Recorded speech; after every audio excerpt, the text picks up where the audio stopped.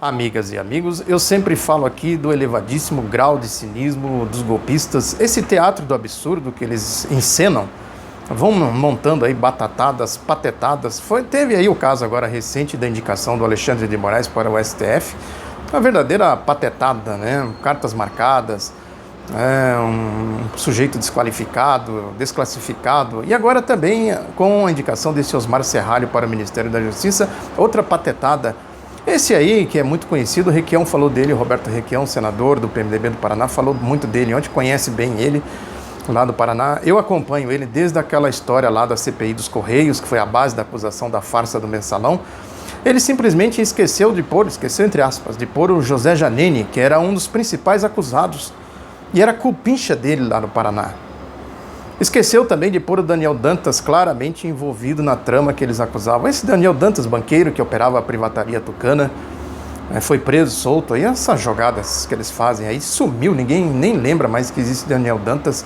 E agora, recentemente, envolvido com o assassinato do Luiz Antônio Paulic, aquele secretário da Fazenda lá da Prefeitura de Maringá, daquele caso que eu sempre falo aqui de desvio de 500 milhões de reais em valores atualizados, passam de 1 bilhão de reais, né, que o Sérgio Moro trabalhava para o tributarista que tomava conta dos negócios jurídicos da prefeitura, lá na época dos tucanos.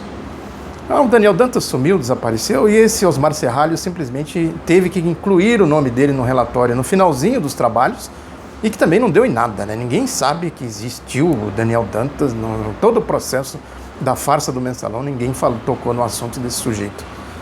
Para a gente ver aí como são as coisas, né? Como é o funcionamento desse teatro, né? Para esconder, como eu disse, a essência da questão, a essência do problema, que é o programa do golpe, a aplicação do golpe, ajustes de contas lá entre eles. Aí sai o Serra do Ministério, José Serra Tucano, do Ministério das Relações Exteriores, alegando que está doente.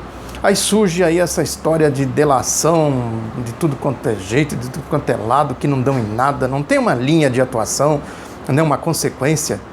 Tem um caso aí muito interessante a esse respeito, né, que ilustra interessante porque ilustra isso que eu estou dizendo, que é essa história do empresário Apolo Santana de Vieira. Ele foi acusado lá na história do avião do Eduardo Campos, o avião que caiu, aquela tragédia, né, que morreu o Eduardo Campos e mais outras pessoas, e apuraram, investigaram, não sei o que, resolveram soltar o empresário. O Marco Aurélio Melo deu um habeas corpus, ministro lá do STF, deu um habeas corpus liberando o empresário. Agora o Sérgio Moro mandou prendê-lo novamente, dizendo que agora é uma outra coisa, que não tem nada a ver com o avião. Mas aí quando ele soube, o Sérgio Moro, quando ele soube que o Apolo Santana Vieira estava fazendo delação premiada, ele revogou a prisão. Veja como é a indústria. Quando eu falo aqui da indústria da negociata da delação premiada, alguém pode dizer que eu estou exagerando, mas está aí um caso concreto que prova a negociata. Prenderam, soltaram, agora prendeu de novo, mandou soltar de novo, porque ele está fazendo delação premiada. Aí qual é a alegação? Que eles estão investigando o caso da Petrobras. Então por que não vale essa investigação rigorosa, delação premiada no caso da Petrobras e não vale no caso do avião? Alguém poderia responder essa questão? Tem alguma lógica nisso? Jurídica, política? Política tem, né? Na lógica da politicagem deles. Um outro caso aí muito emblemático, que foi levantado aí pelo jurista Lênio Luiz Streck, que ele tem uma equipe, tem um escritório de advogado e tal, né? Ele foi investigar essa história de uma pesquisa que a Fundação Getúlio Vargas teria feito, que resultou em manchetes escandalosas do jornal O Globo, uma série aí de, entre aspas, reportagens dizendo que há um acúmulo de processos no STF, que o STF faz corpo mole, né? Dizendo que tem lá um atraso, né? Um descompasso entre o andamento da Operação Lava Jato e as decisões do STF.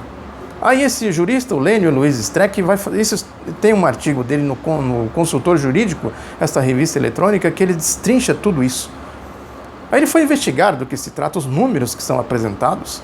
Aí foi atrás da Fundação Getúlio Vargas, disseram que lá não tem nada. É um relatório parcial, né, que eles divulgaram alguns números para a imprensa, né, e a imprensa, no caso, o jornal O Globo. né? Não tem imprensa, não chamaram uma entrevista coletiva, mostraram os relatórios, nada, soltaram uns números lá que ninguém sabe exatamente, de acordo com a pesquisa aí do Lênio, ninguém sabe exatamente como que eles chegaram, eles não conseguem explicar como eles chegaram nesses números. A conclusão é óbvia, politicagem, teatro. Né? E vejam um outro detalhe que o Lênio aponta também nesse artigo. Correio Brasiliense, Folha, Estadão, CBN, né? Isso saiu no Jornal Nacional, no Jornal Bom Dia, no Jornal Boa Tarde, Boa Noite, né? Da Globo, Bandeirantes, SBT, e foi por aí afora. É um cartel, né? Eu sempre digo aqui, é um seguindo o outro, um replicando o outro, um complementando o outro, um cartel puxado pelo Grupo Globo. Não tem absolutamente consistência, nada. É claramente uma farsa, uma politicagem, um acerto de contas entre eles. Para dizer, ó, precisa acelerar isso aqui no STF, né? Eu já falei aqui numa outra ocasião, sim, mas eles querem acelerar os processos lá da Lava Jato. Quantos outros processos não existem lá no STF que eles estão sentados em cima? E por que essa sangria? A não ser para esse jogo, esse teatro que eu falei aqui, né? Esse jogo de cena para acertar as coisas lá entre eles. É isso, né? Naquela fina ironia lá do Karl Marx que eu falei, a história se repetindo, porque eu pesquisei isso desde os anos 20, nos livros que eu escrevi, é a prática deles, né? Como eles vão tecendo aí o jogo deles, né? O legislativo, o judiciário, o executivo, e ataques ideológicos, políticos, raivosos, venenosos, ataques ideológicos à esquerda, que é a oposição ideológica a eles, né? Essa aí não pode pôr a cabeça de fora. Pois a cabeça de fora é traulitada, paulada, né? Prisão, morte, tortura, calúnia, né? Como eles estão fazendo agora. A lógica deles é essa, né? Sempre que eles estão ameaçados, sempre que o país pega um caminho da democracia, que o povo tem condições de se manifestar, de enxergar melhor as coisas, eles começam a fazer esse jogo que eles fizeram agora com o Lula e com a Dilma. E chegaram ao golpe e estão fazendo ainda agora. O teatro deles é esse aí. Esse é o jogo deles. Por isso que eles dão golpes, por isso que eles torturam, por isso que eles matam, por isso que eles prendem, por isso que eles caluniam, como estão fazendo com essa caçada insana, cruel, covarde aí ao ex-presidente Lula. Esse é a síntese do jogo.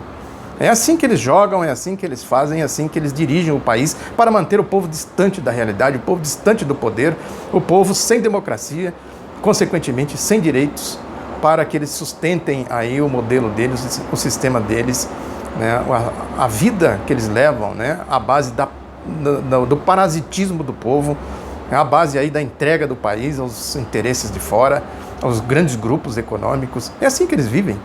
É assim que eles construíram historicamente esta indústria da maracutaia que eu falo sempre aqui. Eles foram tecendo isso, né? Foram criando know-how, foram criando aí tecnologia, e eles estão aplicando essa tecnologia agora com o golpe. Portanto, tudo isso que a gente vê aí não passa de teatro, não passa de encenação para esconder o que é essencial, o que é a lógica do golpe. Não caiamos nesse joguinho de cena que eles fazem aí, para que a gente não consiga enxergar as coisas que estão por trás das coisas, como eu sempre digo.